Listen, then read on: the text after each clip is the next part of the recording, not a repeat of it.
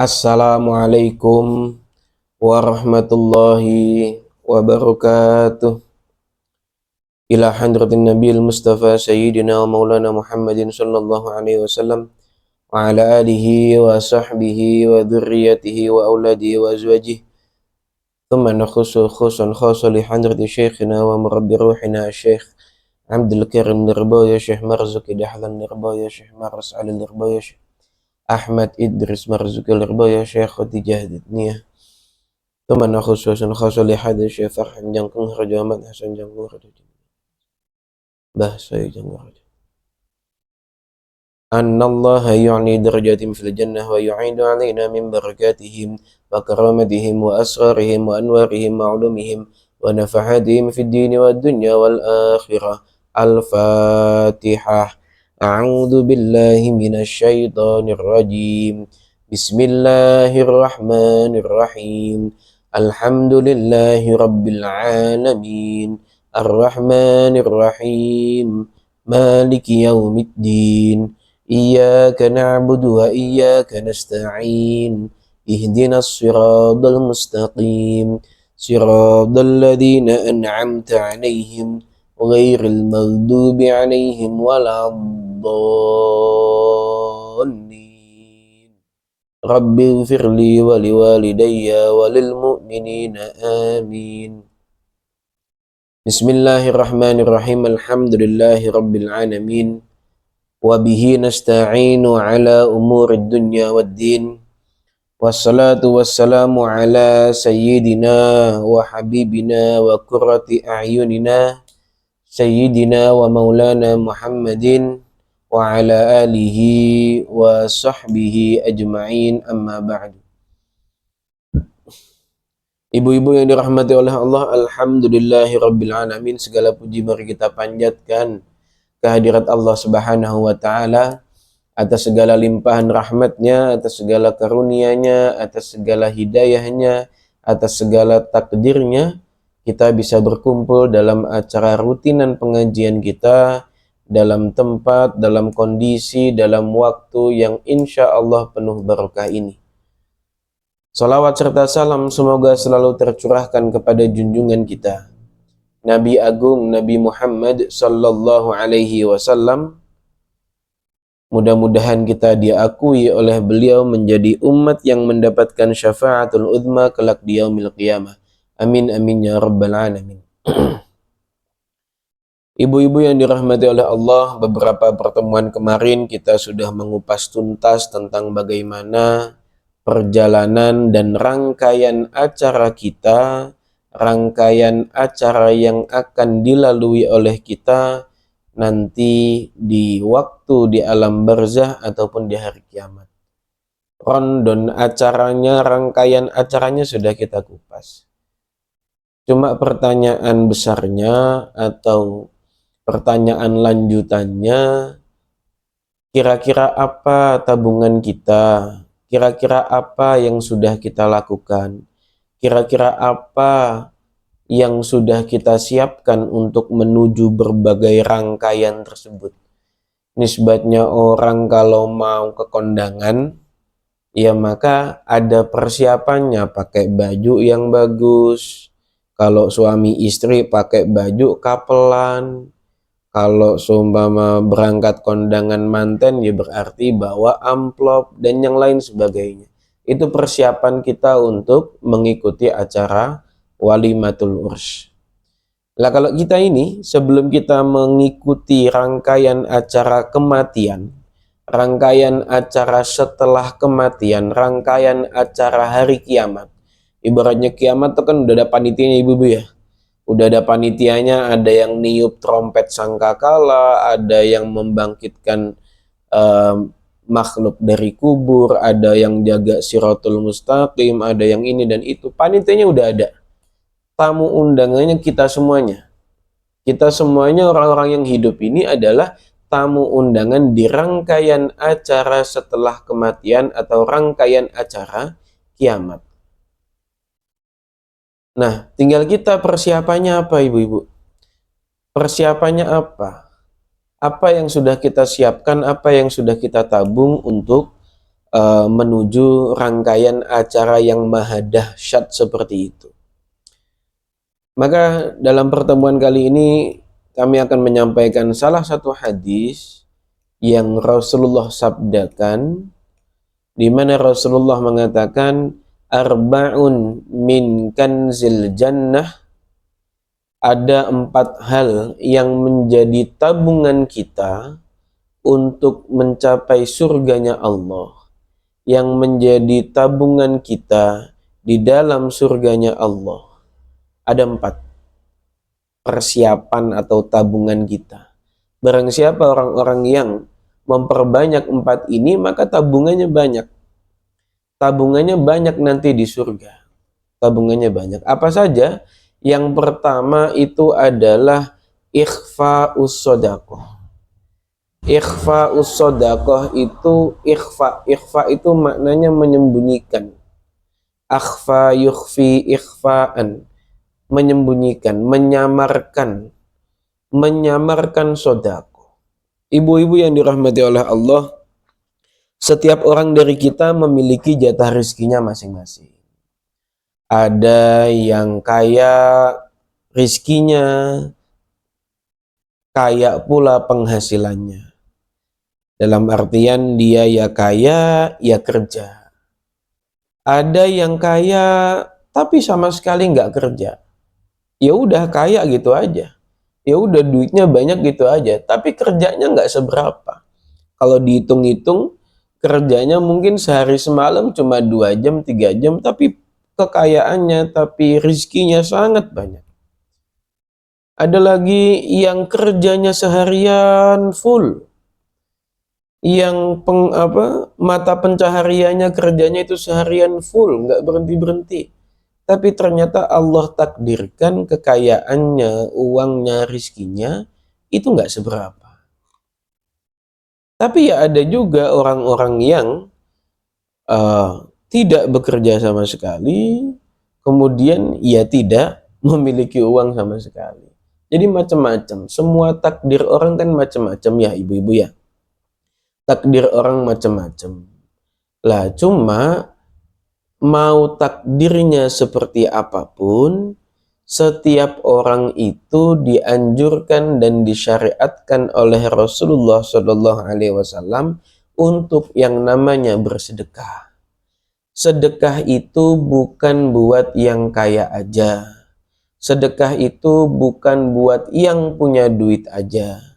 Sedekah itu bukan di waktu kita senggang aja. Sedekah itu juga buat orang-orang yang sedang dalam keadaan terhimpit. Justru sedekah itu bisa dikatakan tadfa'ul bala, bisa menolak bala, bisa menolak kesusahan yang ada. Ibu-ibu yang dirahmati oleh Allah, di akhirat nanti apa yang akan ditanya oleh Allah kepada kita itu adalah terkait rizki-rizki yang Allah berikan kepada kita. Allah memberikan rizki kita berupa sehat. Sehat kita itu kita buat apa? Allah kasih rizki kita berupa ilmu. Setiap minggu kita ngaji, ini kan mendapat ilmu. Ilmu kita diamalkan atau tidak? Begitu pula Allah sudah memberikan kita sekian tahun, sekian banyak rizki berupa harta, rizki berupa uang, kekayaan. Itu nanti yang akan dipertanyakan oleh Allah Subhanahu wa Ta'ala. Uangnya yang saya kasih buat apa? Uangnya yang saya titipkan ke kamu untuk ditasarrufkan, untuk dialokasikan terhadap hal-hal yang baik, itu kamu buat apa? Itu nanti akan dipertanyakan semuanya oleh Allah Subhanahu wa Ta'ala. Lah maka sedekah itu adalah sesuatu hal yang sangat dianjurkan, yang sangat disunnahkan, dan itu menjadi ciri khas dari baginda Nabi Muhammad Sallallahu Alaihi Wasallam. Rasulullah itu kalau secara nominal nggak banyak sedekahnya ibu-ibu. Kalau dikatakan nominal sedekah, lebih banyak sedekahnya sahabat Utsman ibnu Affan, masih banyak sedekahnya Umar bin Khattab, masih banyak beliau-beliau kalau dihitung nominalnya. Tapi sedekah itu yang dihitung bukan nominalnya. Sedekah itu yang dihitung bukan jumlah berapa yang disedekahkan. Tapi yang dihitung dari sedekah itu adalah keikhlasannya. Lah, keikhlasan ini bisa dipertimbangkan, bisa dilihat dari seperti apa kondisi kita di saat bersedekah. Orang-orang yang bersedekah dalam keadaan lapang, dalam keadaan kaya raya, dalam keadaan banyak uang, maka sedekahnya itu merupakan sesuatu hal yang wajar, Ibu. Kenapa? Orang lagi lapang, orang lagi banyak duit. Makanya nggak usah heran kalau ada orang-orang yang bagi-bagi duit. Ya emang dia kaya. Emang buat dia duit 1 juta itu kayak 1.000. Penghasilannya banyak. Cuma heranlah, kagumlah kepada orang-orang yang dalam keadaan terhimpit, dalam keadaan sulit, tapi tetap bersedekah atas dasar syukur kepada Allah Subhanahu wa Ta'ala. Dia orang-orang yang tidak membanding-bandingkan kekayaannya dengan kekayaan orang lain untuk bersedekah. Ketika mau bersedekah, nggak usah banding-bandingkan kita punya uang berapa, orang lain punya uang berapa, dia punya orang berapa. Nggak usah kita banding-bandingkan. Sedekah ya sudah, sedekah ikhlas. Dia orang yang membutuhkan, kasihkan. Kasihkan. Nah itu dipandang dari sisi itu ikhlasnya. Maka dikatakan sedekah yang terbaik itu adalah sedekah diri kita di saat kita sedang masa-masa sulit dan pelit. Semakin orang itu sulit melepaskan hartanya, semakin orang itu pelit terhadap sedekah pada saudaranya, maka semakin disunnahkan dia untuk mengeluarkan sedekah. Meskipun sedekahnya dalam keadaan terpaksa, tapi di balik itu dia sudah bisa melawan ego dan hawa nafsunya yang mendorong dia untuk tidak bersedekah, tapi dia lawan kemudian dia bersedekah. Maka ibu-ibu kita semua, kalau seumpama lagi pengen sedekah, ada tawaran pengen sedekah, kok di hati rasanya eman-eman, rasanya sayang-sayang sama uang kita. Ingatlah di saat seperti itu, kita itu sedang benar-benar disunahkan untuk bersedekah dan pahalanya sangat besar ketika di waktu itu bersedekah. Itu bersedekah ibu, bukan nominalnya lah. Rasulullah itu sangat mengusahakan di setiap waktu itu bersedekah meskipun seperti apapun keadaan beliau.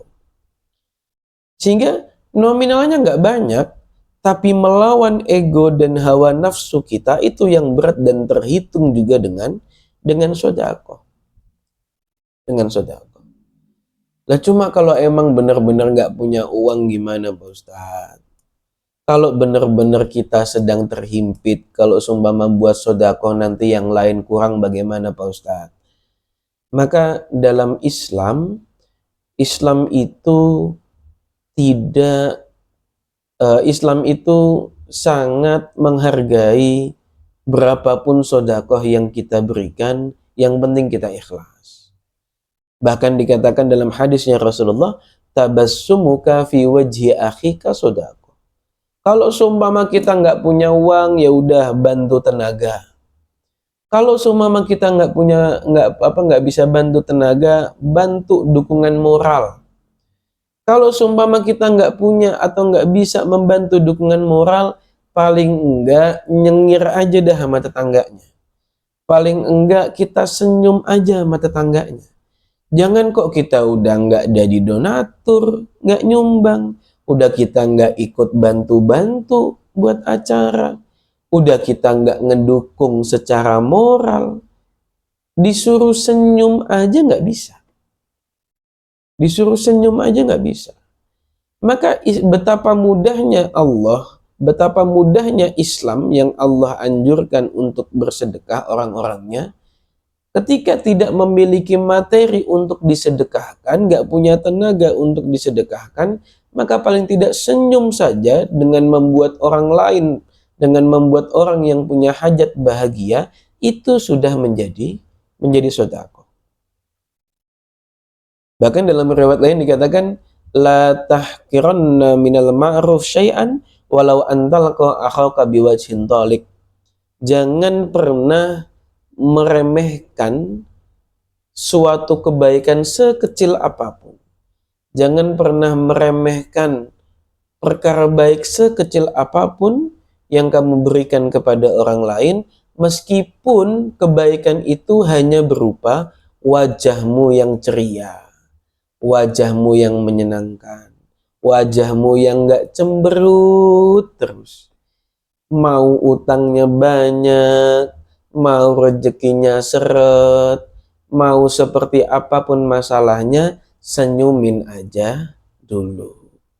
Senyumin aja dulu. Bu, setan itu paling seneng kalau lihat orang muslim-muslimat itu susah. Setan senengnya minta ampun. Seneng banget. Kalau lihat ibu-ibu susah, udah banyak masalah di rumah, banyak kerjaan di rumah, banyak gawean ini dan itu, anak rewel, anak nangis, anak nakal, anak minta jajan, ada banyak urusan, kudu nemuin ini, kudu nemuin itu, giliran bayaran, duit kagak ada, semua masalah, segudang masalah yang kita hadapi. Ketika kita kemudian berlarut-larut dalam kesusahan kita, berlarut-larut dalam kesedihan kita, iku setan senangnya minta ampun, ibu. Ibaratnya setan itu mau masuk pesta, maka setan itu ibarat disambut dengan pintu terbuka, disambut dengan pengawal penjaga yang menyambut kedatangan setan. Kenapa? Karena di saat kita susah, di saat kita sedih dan berlarut-larut dalam kesedihan kita, maka hati kita itu sedang membuka celah yang sangat besar untuk dimasuki oleh syaitan. Setan itu sangat suka kepada orang yang susah. Kenapa? Karena hatinya mudah untuk dimasuki oleh setan.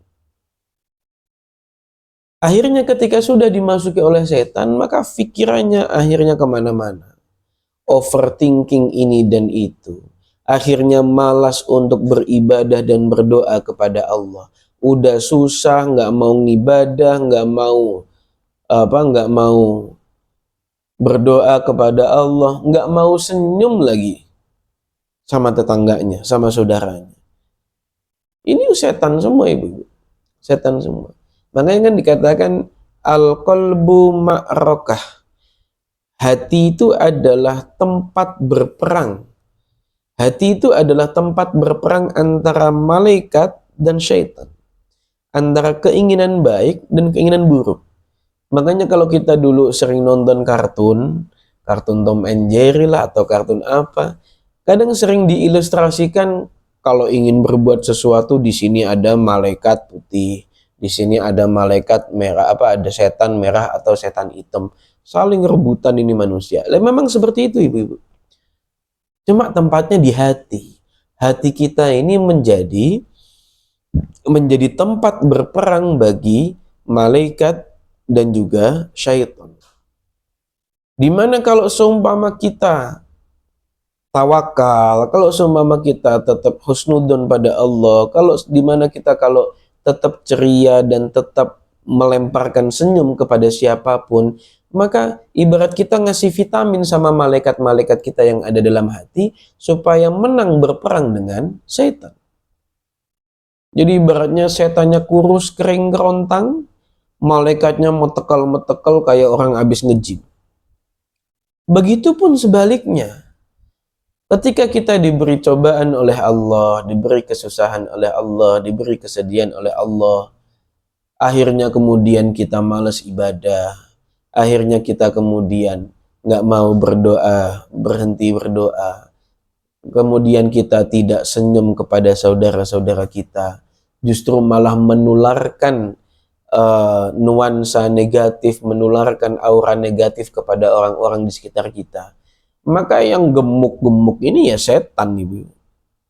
Malaikatnya kurus-kurus semua. Maka setan yang akan menang melawan malaikat ini. Maka naudzubillah, ketika dalam keadaan seperti itu, setan akan mengendalikan hati kita, setan akan mengendalikan pikiran kita, kemudian kita semakin jauh dari jalan yang Allah tetapkan. Naudzubillah min dzalik, naudzubillah min dzalik. Maka ibu-ibu yang dirahmati oleh Allah, itu adalah sedekah. Sedekah yang paling baik itu adalah ketika dalam keadaan kita terhimpit, dalam keadaan kita susah, tapi kita berusaha untuk tetap bersedekah. Lah, dikatakan tadi salah satu tabungan di surga itu adalah ikhfa'us shadaqah. Ketika kita sudah terbiasa bersedekah, maka sedekah yang paling dicintai oleh Allah itu adalah sedekah yang disembunyikan. Sedekah yang diam-diam. Sedekah yang tidak ditampakkan pada orang lain. Kalau orang dulu pernah bilang tangan kanan sodako, tangan kanan memberi, tangan kiri nggak boleh tahu. Itu bukan kok kemudian prakteknya kita ngasih pakai tangan kanan, tangan kiri kita masukin kresek plastik, bukan ibu-ibu. Bukan kok kita ngasih pakai tangan kanan, tangan kiri kudu di belakang soalnya nggak boleh tahu. Emang tangan punya mata? Kagak punya. Itu hanyalah hanya gambaran saja, perumpamaan saja, betapa sedekah yang terbaik itu adalah ketika sedekah yang ketika diberikan tidak ada orang lain yang tahu, bahkan di saat tangan kanan memberi, tangan kiri yang ada di sampingnya tuh sampai-sampai nggak tahu. Saking sembunyi-sembunyinya. Saking sembunyi-sembunyinya. Saking tidak ingin diketahui oleh orang lain. Karena diriwayatkan dalam hadisnya Rasulullah SAW, riya dalam bersedekah, rasa pamer, atau rasa sum'ah ingin didengar oleh orang lain, atau rasa ingin dipuji oleh orang lain atas sedekah kita, itu bisa menyebabkan terkikisnya amal sedekah kita, ibaratnya bara api yang menghanguskan, yang membuat kayu menjadi abu. Itu ibaratnya riya, ibu-ibu.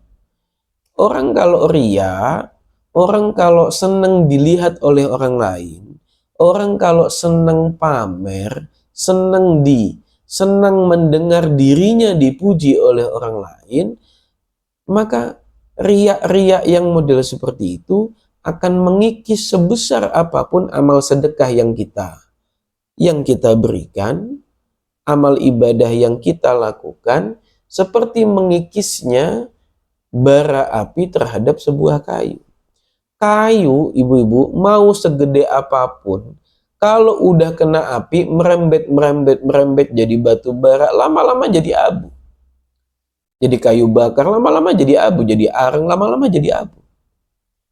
Maka ibarat amal ibadah, amal sedekah yang kita lakukan, mau sebesar apapun, naudzubillah min dzalik, semuanya akan habis kalau ada setitik rasa pamer dalam diri kita. Ada riya di dalam diri kita.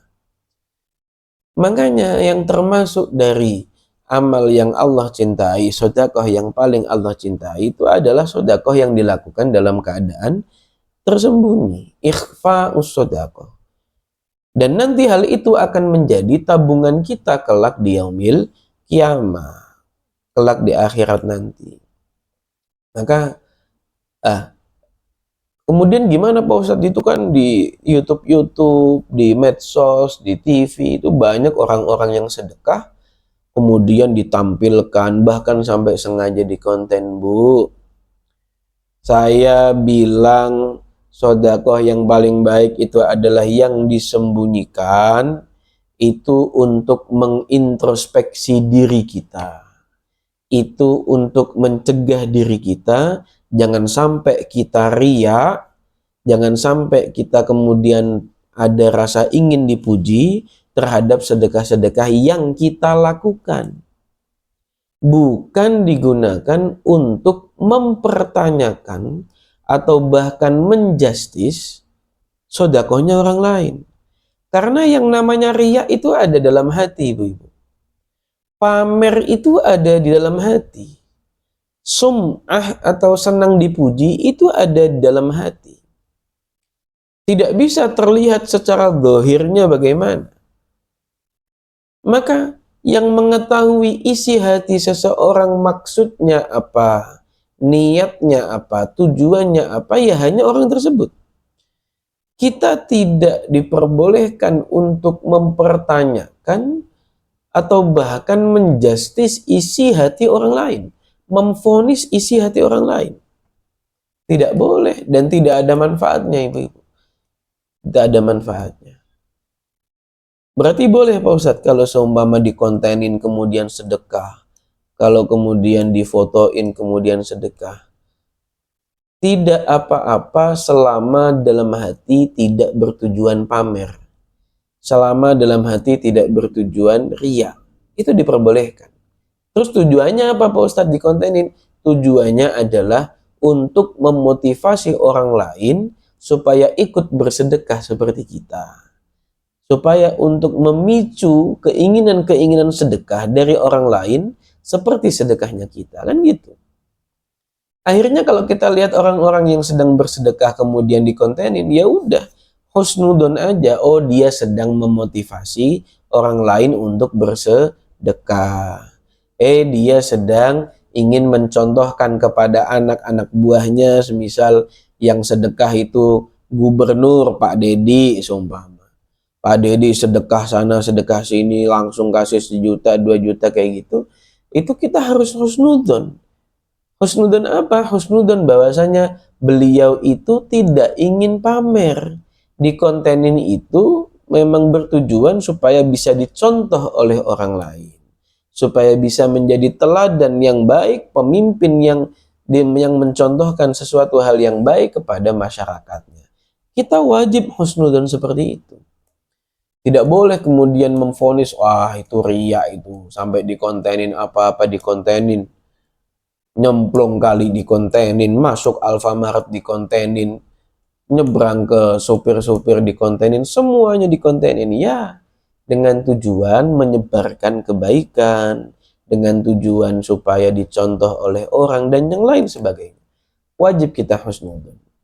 Lah yang harus diintrospeksi adalah diri kita. Dalam diri kita itu, pertama, udah seneng sedekah belum? Enggak seneng sedekah, mencibir orang-orang yang seneng sedekah. Kalau udah seneng sedekah, udah ikhlas apa belum? Ya kan? Udah ikhlas apa belum? Kalau udah ikhlas, yang ketiga, caranya udah bener apa belum? Menyakiti orang lain apa tidak? Kalimat-kalimat yang dilontarkan sopan apa tidak? Karena yang biasanya terjadi, ibu-ibu, kita biasanya udah ikhlas, sedekah, ikhlas. Kemudian ya mungkin dilakukan dalam keadaan sembunyi-sembunyi. Semisal diam-diam habis maghrib langsung naik motor ke rumahnya siapa, ke rumahnya janda yang udah tua, yang udah nggak punya siapa-siapa. Kemudian kita ke sana, kemudian kita ngasih sedikit 100, 200, 10, 50. Kadang kalau udah seperti itu, setan tuh belum menyerah. Setan itu akhirnya menggodanya gimana, Ibu? Setan itu menggodanya adalah membuat diri kita itu merasa lebih baik dari orang yang kita sedekahi. Membuat kita merasa bangga, merasa menjadi orang yang baik dan lebih baik daripada orang yang kita sedekahi. Maka kadang kalau seumpama yang disedekahin itu rewel dikit, kadang kita yang mencak-mencak. Kadang kita yang gak terima, udah dikasih malah ngelunjak, udah dikasih mintanya macam-macam. Nah itu gak seperti itu yang diajarkan oleh Rasulullah SAW. Yakni menyampaikan dan menyalurkan sedekah harus dengan cara yang baik pula. Bukan hanya niatnya yang baik, bukan hanya tujuannya yang baik, tapi caranya pun juga harus baik. Ibadah ibu-ibu dimanapun bukan hanya niat dan juga tujuan, tapi caranya harus baik. Ibu-ibu baca Quran baik apa enggak? Baik. Niatnya baca Quran baik apa enggak? Baik, beribadah kepada Allah Subhanahu wa taala. Tapi caranya baik apa enggak? Caranya baik apa enggak? Kalau seumpama baca Qur'annya di dalam toilet, ya jelas itu cara yang tidak baik, tempat yang tidak baik. Maka semua ibadah itu harus dilakukan selain niat dan juga tujuan, tempat dan caranya pun juga harus baik. Caranya megang Quran bagaimana? Pakai tangan kiri doang? Apa pakai tangan kanan doang? Apa pakai dua tangan? Kan begitu. Maka sedekah pun juga sama ibu-ibu. Selain niat, tujuan, dan hati kita itu yang baik, maka cara penyalurannya pun juga harus dengan cara yang baik. Maka itu ibu-ibu prinsipnya, sedekah itu yang paling baik adalah sedekah yang dilakukan dengan cara sembunyi-sembunyi. Boleh kita tampakkan, boleh kita tampilkan, akan tetapi tidak bertujuan untuk ria, bertujuan agar dicontoh oleh orang lain, dicontoh oleh orang, diteladani oleh orang lain. Dulu almarhum almarfurlah Romo Kiai Haji Ahmad Idris Marzuki, guru kami. Guru kami dulu waktu itu ketika ada ada sesuatu kebutuhan terkait pendidikan santri-santri Lirboyo di sana, kemudian membutuhkan uang yang sangat banyak untuk pembebasan lahan. Jadi di Lirboyo itu tanahnya itu kan tidak ada yang tanah milik pribadi, tidak ada yang tanah miliknya kiai-kiai, itu nggak ada. Tanahnya itu ya milik yayasan bersama-sama dan difungsikan semaksimal-maksimalnya untuk kebutuhan pendidikan santri-santri yang ada di sana. Lah, pada suatu saat di mana sangat dibutuhkan uang untuk pembebasan lahan yang cukup luas, karena rencananya kalau seumpama tanah itu tidak dibeli, tanah yang ada di samping pondok, tanah itu tidak dibeli, maka tanah tersebut akan dibeli oleh orang luar dan akan dibangun sebuah tempat hiburan. Betapa sangat mirisnya kalau seumpama ada tempat hiburan, sedangkan itu berdampingan dengan pondok pesantren. Maka pada waktu itu Romo Kiai Haji Ahmad Idris Marzuki, beliau berusaha gimana caranya supaya bisa mendapatkan uang dan membebaskan lahan tersebut atau membeli lahan tersebut kemudian diberikan kepada yayasan Pondok Pesantren Lirboyo dan digunakan untuk kemaslahatan santri. Akhirnya di saat perkumpulan alumni Lirboyo, Romo Kiai Haji Ahmad Idris Marzuki ini memberikan pengumuman atau memberikan saran, memberikan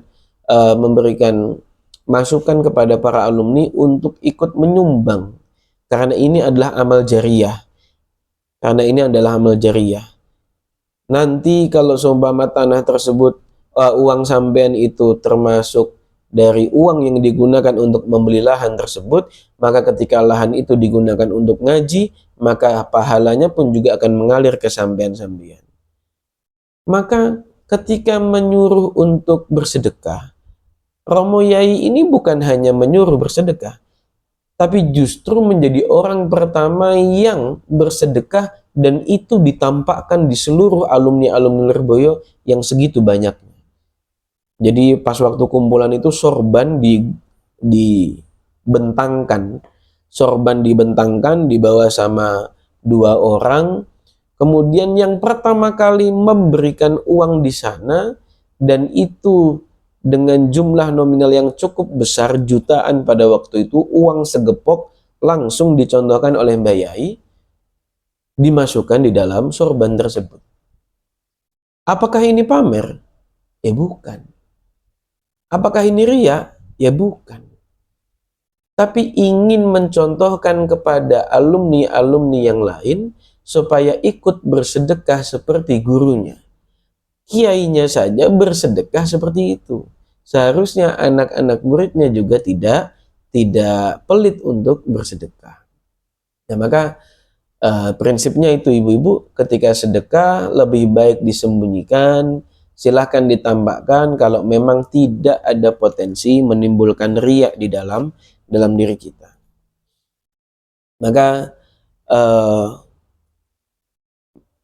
sedekah yang dianjurkan oleh Rasulullah tersebut, mari kita praktekkan. Mau sedekah sekecil apapun, ayo kita sedekahkan. Mau kita dalam keadaan sepi, dalam keadaan terhimpit, dalam keadaan seperti apapun, lebih-lebih dalam keadaan kaya dan lapang, maka ayo bersedekah. Rasulullah mengatakan, inna shadaqatal mar'il muslim tazidu fil umri wa tadfa'u mitatsu.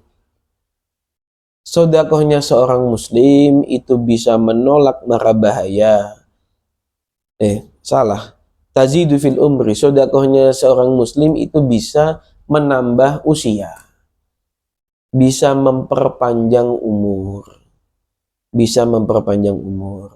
wa tadfa'u mitatsu, dan juga bisa mencegah diri kita untuk mati dalam keadaan su'ul khotimah. Menambah umur itu ibu-ibu ada kalanya memang usianya itu panjang, durasi usianya panjang. Ada kalanya menambah umur itu maksudnya adalah kualitas umurnya itu sama dengan kualitas umur orang yang panjang. Jadi aslinya umurnya seumpama cuma 40 tahun semisal. Tapi ternyata kualitas hidupnya, umur yang diberikan oleh Allah tersebut itu sangat digunakan semaksimal mungkin untuk beribadah kepada Allah, untuk melakukan hal-hal yang positif, sehingga ketika dihitung secara kualitasnya orang 40 tahun ini, ibadahnya orang yang 40 tahun ini seperti ibadahnya orang yang berusia 80 tahun. Seperti ibadahnya orang yang berusia 80 tahun. Nah, maka bisa menambah usia. Kemudian bisa mencegah diri kita supaya tidak meninggal dalam keadaan su'ul khotimah, na'udzubillah min dzalik. Su'ul khotimah. Maka alhamdulillah kalau seumpama kita mudah-mudahan kita bisa wafat, kita bisa meninggal dalam keadaan kita sedang beribadah kepada Allah Subhanahu wa ta'ala. Lagi sedekah, wafat, innalillahi wa inna ilaihi rajiun, alhamdulillah husnul khotimah. Lagi sholat, meninggal, innalillahi wa inna ilaihi rajiun, alhamdulillah husnul khotimah. Lagi ngaji Quran, meninggal, innalillahi wa inna ilaihi rajiun, alhamdulillah husnul khotimah. Yang terbaik adalah dalam keadaan sujud kepada Allah Subhanahu wa ta'ala, kemudian meninggal, innalillahi wa inna ilaihi rajiun, alhamdulillah husnul khotimah. Apa sih ibu-ibu yang kita minta selain husnul khotimah? Apa yang kita minta untuk dihindarkan kecuali su'ul khotimah? Setiap amal kebaikan kita, setiap ibadah yang kita lakukan, semuanya akan sia-sia, na'udzubillah min dzalik, ketika endingnya kita su'ul khotimah. Maka ayo kita berdoa kepada Allah, mudah-mudahan kita diberikan oleh Allah wafat dalam keadaan husnul khotimah, dalam keadaan yang terbaik, dalam keadaan ibadah yang terbaik, dalam keadaan sudah lepas semua tanggungan hutang-hutang, anak-anak semuanya sudah mandiri, sudah memiliki cucu, sudah anak-anak semuanya sudah mentas semuanya. Tanggungan-tanggungan kita sudah selesai semuanya, amal ibadah kita insya Allah sudah mencukupi untuk bekal diri kita di akhirat nanti. Tinggal wafat kita mudah-mudahan dalam keadaan husnul khotimah.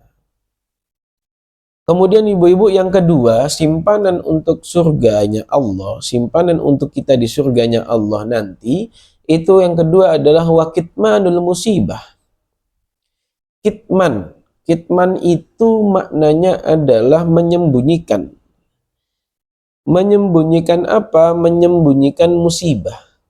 Dalam artian, ketika Allah memberikan cobaan, ketika Allah memberikan musibah, maka kita itu sabar dan tidak terlalu banyak cerita-cerita kepada orang lain.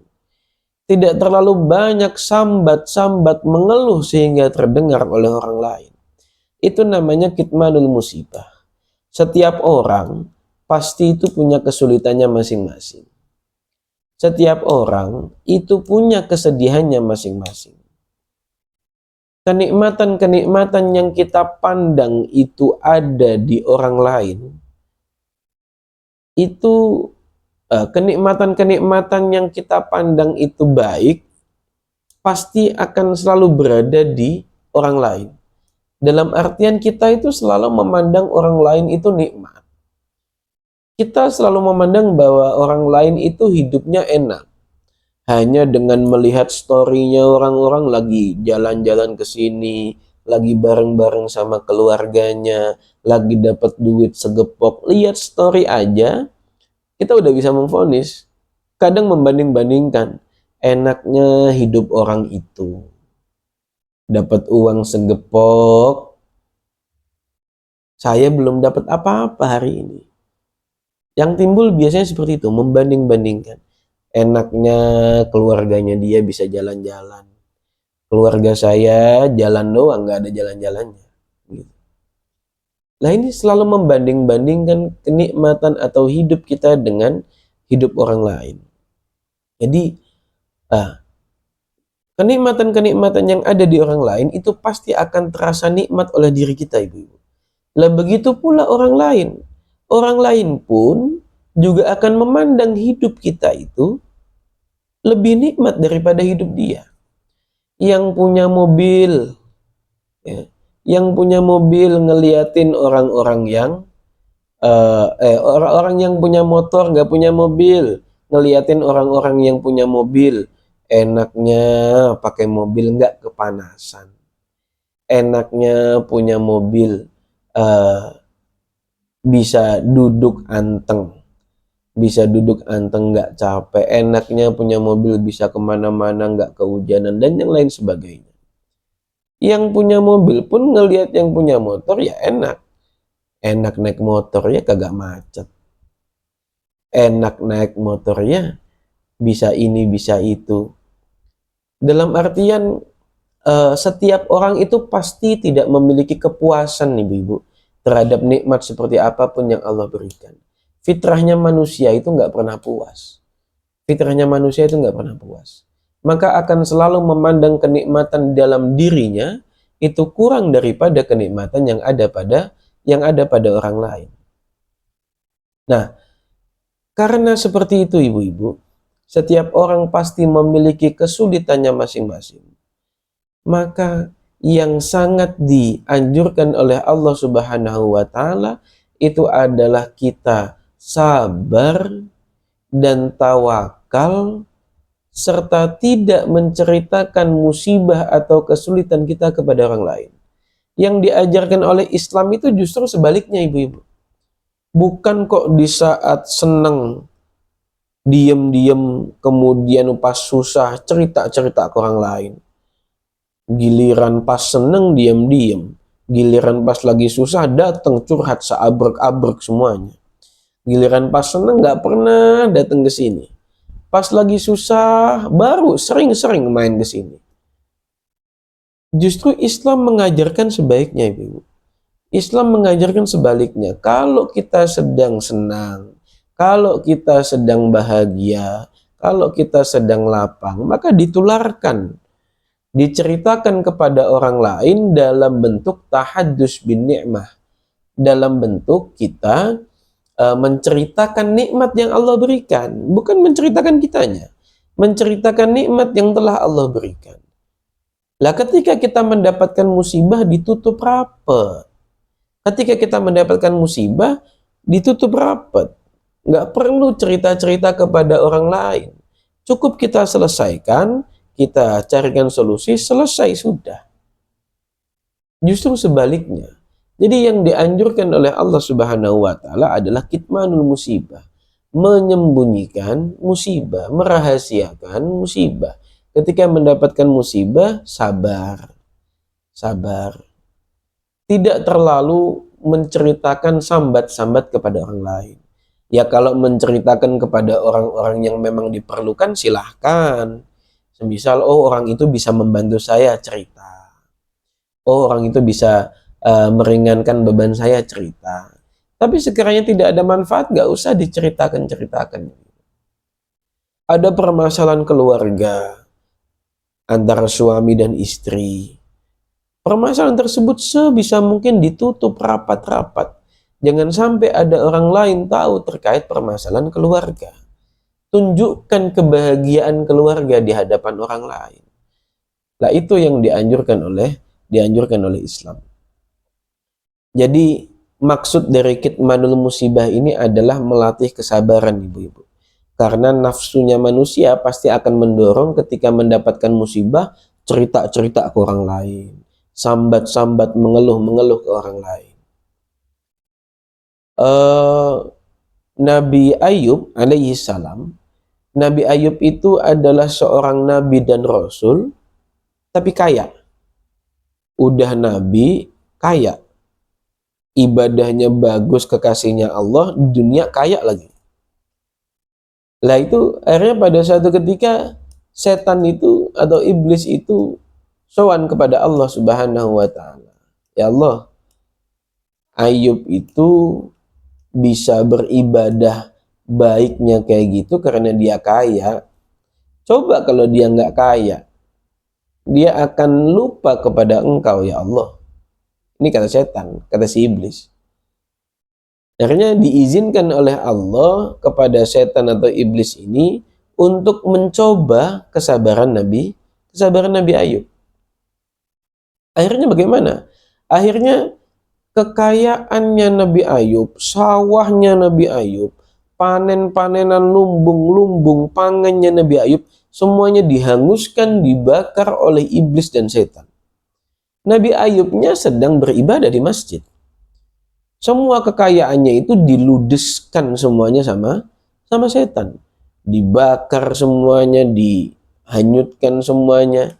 Kemudian setelah menghabiskan kekayaannya Nabi Ayub, setan ini langsung mendatangi Nabi Ayub. Kemudian berkata kepada Nabi Ayub, "Wahai Ayub, ngapain engkau berdoa kepada Allah? Ngapain engkau berdoa kepada Tuhan yang telah menghabiskan, membumi hanguskan semua kekayaan-kekayaan yang telah bertahun-tahun kamu kumpulkan? Ngapain? Masa katanya Allah itu baik? Buktinya sekarang kekayaan kamu habis semuanya, nggak tersisa. Tinggal kamu dan istri-istri kamu, kekayaan kamu sudah nggak ada. Ngapain kamu masih menyembah Allah? Ngapain kamu masih menyembah Tuhan yang seperti itu?" Kemudian ditimbali oleh Nabi Ayub, "Loh, kekayaan saya habis?" "Iya, habis." "Panenan saya kebakar?" "Oh iya, habis, hangus semuanya." "Terus simpanan-simpanan saya semuanya hanyut?" "Iya, hanyut semuanya oleh banjir bandang. Semuanya hanyut, semuanya pokoknya hilang semuanya." Dan itu adalah takdir dari Allah Subhanahu wa taala. Dihasut seperti oleh iblis. Apa jawabannya Nabi Ayub? Jawabannya Nabi Ayub, "Alhamdulillahilladzi a'tani wa akhadha minni." Alhamdulillahilladzi a'tani wa akhadha minni. Segala puji bagi Allah yang telah memberikanku rizki, kemudian diambil kembali. Jadi Nabi Ayub itu dengan segudang kekayaan yang beliau miliki, tidak merasa memiliki harta tersebut. Hanya merasa dititipi oleh Allah Subhanahu wa taala dan diizinkan untuk memanfaatkan. tapi nggak merasa memiliki sama sekali. Nisbatnya kayak tukang parkir, Ibu. Tukang parkir kan meskipun parkir mobil, mau parkir motor, sebanyak apapun nggak pernah dalam hatinya punya rasa, ini motor saya nggak ada. Ini mobil saya nggak ada. Mau seperti apapun bagusnya, ya ini bukan punya saya. Ketika seumpama yang punya udah selesai, kemudian mobilnya mau diambil, motornya mau diambil, ya tukang parkirnya nggak ada rasa gimana-gimana. Ya udah ambil silahkan, bawa pulang silahkan. Cuma dititipin doang, cuma dititipin doang. Lah Nabi Ayub itu menjawab seperti itu, Alhamdulillahilladzi a'tani wa akhadha minni. Di saat kekayaannya hilang, ludes, terbakar, banjir, diambil oleh setan, kemudian setan menghasut beliau, beliau jawabnya, segala puji bagi Allah yang telah memberikanku rizki, kemudian sekarang mengambilnya kembali. Karena itu memang milik Allah. Setan gak habis pikir. Setelah seperti itu, setan langsung ngasih musibah berupa apa? Berupa penyakit. Setan ngasih berupa penyakit. Penyakit kulit sekujur tubuh. Penyakit kulit yang penuh dengan belatung-belatung di setiap lukanya. Setan berikan seperti itu. Sampai-sampai istrinya Nabi Ayub itu nggak kuat. Dari 3 istrinya Nabi Ayub, yang 2 udah minggat. Yang 2 nggak tahu kemana karena nggak kuat ngurusin Nabi Ayub. Udah miskin, sakit-sakitan.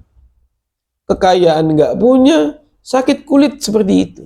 Dikatakan, diriwayatkan bahwa sakit kulitnya itu sampai 16 tahun. Tinggal 1 istri beliau yang masih sabar mengurusi beliau, yakni bernama Siti Rohmah.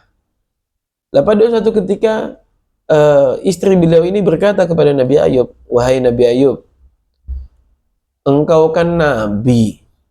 Iya, terus kenapa? Engkau kan Rasul. Iya, saya tahu, terus kenapa? Kenapa kamu nggak minta kepada Allah? Bukankah doanya Nabi dan Rasul itu pasti akan diijabah? Pasti akan dikabulkan oleh Allah. Kenapa kamu nggak minta disembuhkan? Kenapa kamu nggak minta disembuhkan dari penyakit yang sudah 16 tahun ini? Nabi Ayub mengatakan, wahai istriku, saya sakit sudah berapa tahun? Ya, kurang lebih 16 tahun. Sebelumnya, saya kaya, saya sehat, saya kuat, bugar. Itu kira-kira berapa tahun? Ya, kira-kira 60 tahun. Nah, coba bayangkan. 60 tahun saya dikasih sehat. 60 tahun saya dikasih kekayaan. Baru 16 tahun diuji coba.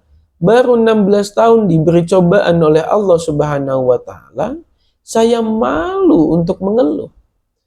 Saya malu untuk meminta. Kenapa? Ya karena saya merasa bahwasanya cobaan ini adalah ujian kenaikan tingkat saya untuk mencapai derajat yang lebih tinggi di sisi Allah Subhanahu wa Ta'ala. Kalau mau dibanding-bandingkan, lebih besar dan lebih lama kekayaan dan usia atau kesehatan yang Allah berikan kepada saya sebelumnya, yakni 60 tahun. Ini baru 16 tahun belum ada apa-apa. Ini contoh Nabi Ayub, di mana Nabi Ayub diberikan kesulitan, diberikan musibah yang seperti itu, tapi tetap memendam musibahnya, tetap menjalaninya dengan sabar sambil sedikit demi sedikit mencari jalan keluar dan solusi dan yang lain sebagainya. Itu ibu-ibu yang kedua, kitmanul musibah. Yang ketiga kemudian termasuk tabungan kita di akhirat nanti, tabungan kita di surga nanti adalah silaturahim. Orang-orang yang sering silaturahim, maka sejatinya dia sedang menabung untuk tabungannya kelak di yaumil qiyamah. Kita tahu kita semua itu nggak bisa hidup sendirian. Kita mau kegiatan apa, mau ngadain apa, nggak bisa sendirian. Mau anaknya sunatan, ya minta tolong tetangga. Mau lahiran, minta tolong tetangga. Mau anaknya mantu minta tolong tetangga. Nyampe kita meninggal, kita nggak bisa ngubur sendiri kalau bukan tetangga. Kita adalah makhluk sosial. Manusia adalah makhluk sosial. Maka karena manusia hidup di tengah-tengah masyarakat, mau tidak mau dan harus, dia itu harus bermasyarakat.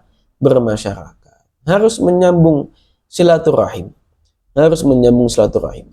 Dikatakan dalam riwayat hadis yang lain, man arada ayyub satalahu fi rizqih wa yunsa'a fi athari falyasil rahimahu. Barang siapa yang ingin dilapangkan rizkinya, barang siapa yang ingin diberkahi rizkinya, maka hendaknya ia menyambung tali silaturahim. Silaturahim itu tidak perlu ada agenda maksud tujuan tertentu. Kalau nggak ada maksud tujuan tertentu, nggak silaturahim, ya main aja. Main, tanya kabar, gimana. Itu nyambung tali silaturahim. Itu termasuk tabungan kita kelak di akhirat nanti. Bahkan yang diajarkan oleh Rasulullah SAW bukan hanya kita menyambung tali silaturahim, tapi sil man qata'at, sambunglah tali silaturahim kepada orang-orang yang memutuskan silaturahim kepadamu. Atau bahasa mudahnya, berbuat baiklah kepada orang-orang yang berbuat jahat kepada kamu. Kalau berbuat baik kepada orang yang baik sama kita, saya berulang kali bilang wajar. Kenapa? Ya karena fitrahnya manusia ketika dibaikin, ya maka dia baikin balik. Tapi yang tidak wajar dan yang membuat kagum adalah ketika kita bisa berbuat baik kepada orang-orang yang jelas-jelas jahat kepada kita, yang jelas-jelas nggak suka sama kita, maka kita sambung tali silaturahimnya. Kok kita dengar-dengar katanya ibu-ibu itu nggak senang sama saya ya? Saya dengar-dengar katanya tetangga saya yang ini sering ngomongin saya. Saya dengar-dengar katanya orang tua wali murid itu sering ngomongin saya, nggak suka sama saya. Kalau cuma sekedar diomongin, ya udah biarin aja ibu-ibu, nggak usah diapa-apain. Orang cuma gibah kayak gitu, udah biarin aja. Tapi kalau sampai punya dendam sama kita, sampai punya dendam kesumat, dendam nyipelet kepada kita, punya rasa dengki sama kita, maka alangkah baiknya kita kemudian menyambung tali silaturahim kepada dia yang sudah jahat atau benci kepada kita. Nyambangin ke rumahnya bertamu, bawain kue 1 toples, bawain kongguan yang asli tapi jangan yang isinya rengginang. Bawain kongguan ke 1 toples sekaleng, bawain apa ke, bawain seblak apa bakso ke sumpama. Main ngobrol. Orang-orang yang saling membenci, orang-orang yang saling tidak suka, itu biasanya karena jarang bertemu ibu-ibu. Atau ketika bertemu pasti bersama dengan orang banyak. Cobalah bertemu berdua saja. Insya Allah ketika berbicara dari hati ke hati, masing-masing memiliki kebaikan-kebaikan yang bisa diambil oleh orang lain. Maka jangan kemudian ketika ada orang nggak suka sama kita, ada orang benci sama kita, kemudian ya udah biarin aja, biarin dia yang nggak suka sama kita ya udah.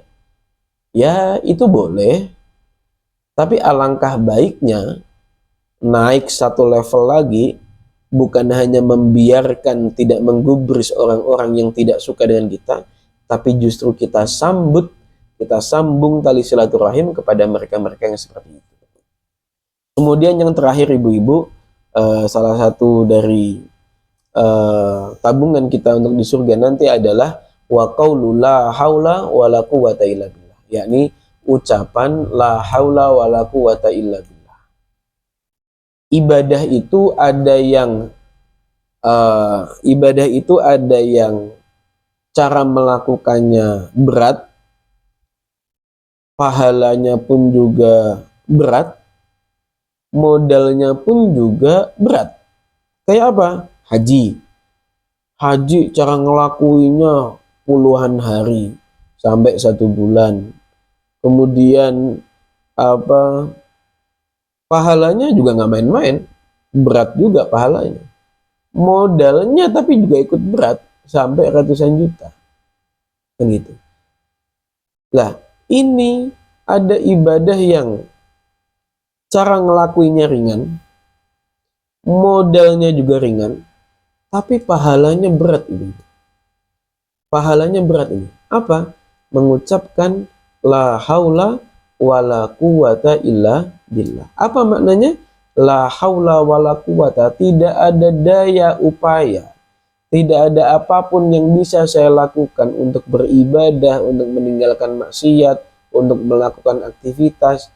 Tidak ada daya dan upaya bagi saya illa billah, kecuali dengan pertolongan dari Allah Subhanahu wa ta'ala. Jadi la haula wala quwata illa billah itu adalah pengakuan dari kita bahwasanya kita tidak memiliki kemampuan apapun kecuali itu adalah pertolongan dari Allah Subhanahu wa ta'ala. Kita bisa kaya seperti ini karena kita kerja keras. Iya, kerja kerasmu itu karena kamu sehat. Coba kalau kamu nggak sehat. Iya, kerja kerasmu seperti itu karena kamu punya suami seperti itu. Siapa yang menakdirkan jodohmu, suamimu seperti itu? Jadi jangan semuanya itu harus dihubungkan kepada Allah. Kita boleh kagum terhadap sesuatu, tapi kagumi pula siapa penciptanya. Kagum sama bangunan tingginya, gedenya sebegitu, orangnya yang bangun pinter banget ya arsiteknya. Dibablasin kagumnya. Kagumnya kepada siapa ya? Kepada Allah yang telah menciptakan manusia sepintar itu. Melihat pemandangan sebegitu indahnya, lautan dipuji-puji, lautannya bagus banget. Bablasin kagumnya, pujiannya kepada Zat yang telah menciptakan lautan itu menjadi indah. Bablasin supaya kita tidak ada perasaan bahwasanya ada satu hal yang diciptakan di muka bumi ini tanpa penciptaan dari Allah.